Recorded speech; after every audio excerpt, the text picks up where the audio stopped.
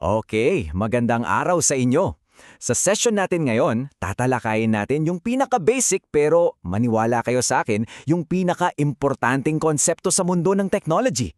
Ito yung sikreto sa likod ng lahat, mula sa phone nyo hanggang sa mga dambuhalang computer na nagpapatakbo ng internet. So ito yung magiging roadmap natin.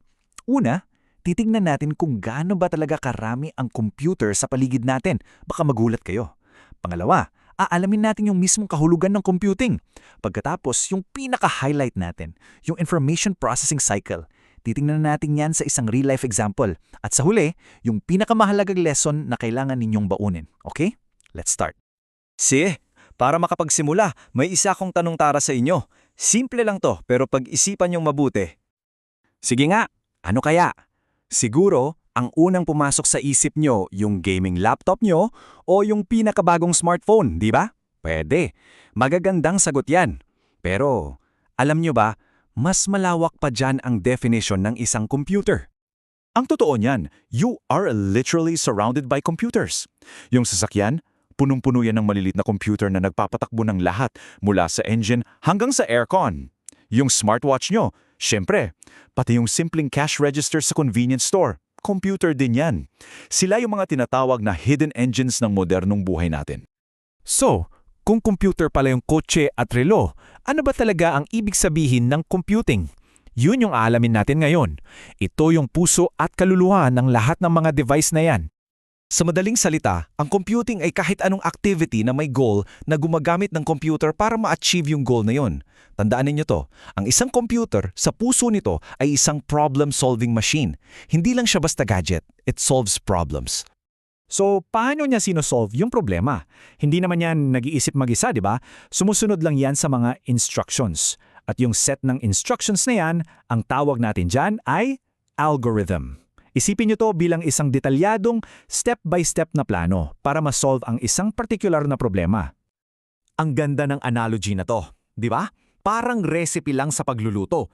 Kung may recipe ka para sa adobo at sinunod mo yung bawat step ng tama, eksakto, anong kalalabasan? Siyempre, adobo. Pare-pareho dapat ang resulta every single time. Ganyan na ganyan din ang isang algorithm. Kung tama yung steps, garantisadong tama at consistent ang resulta. Napaka-importante niyan sa programming. Okay, so meron na tayong computers at meron na tayong algorithms. Pero paano ba talaga sila gumagana? Well, lahat ng computers, mula sa simpleng calculator hanggang sa pinaka-complex na supercomputer, sumusunod sila sa iisang fundamental na pattern. At ito yung tinatawag nating information processing cycle. Ito yung apat na mahalagang hakbang. Isa-isahin natin. Una, syempre, input. Paano malalaman ng computer kung anong gagawin niya? Kailangan mo siyang bigyan ng data. Yan ang input. Pag nag-type ka sa keyboard, input yan. Pag nagsalita ka sa mic ng phone mo, input yan. Sunod, process. Okay? Nakuha na ng computer yung data mo. Anong gagawin niya? Ipoproseso niya. Ito yung trabaho ng CPU, yung utak ng computer. Dito niya ginagamit yung algorithm para mag-calculate, mag-sort o mag-analyze. Pangatlo, output. Pagkatapos iproseso, kailangan mo namang makita yung resulta, di ba? Yan ang output. Yung nakikita mo sa screen, yung naririnig mo sa speakers, yung papel na lumalabas sa printer, lahat yan output. At panghuli, storage. Minsan yung resulta, kailangan mong i-save para magamit mo ulit mamaya o bukas. Diyan pumapasok ang storage. Sinisave mo sa hard drive, sa USB o sa cloud.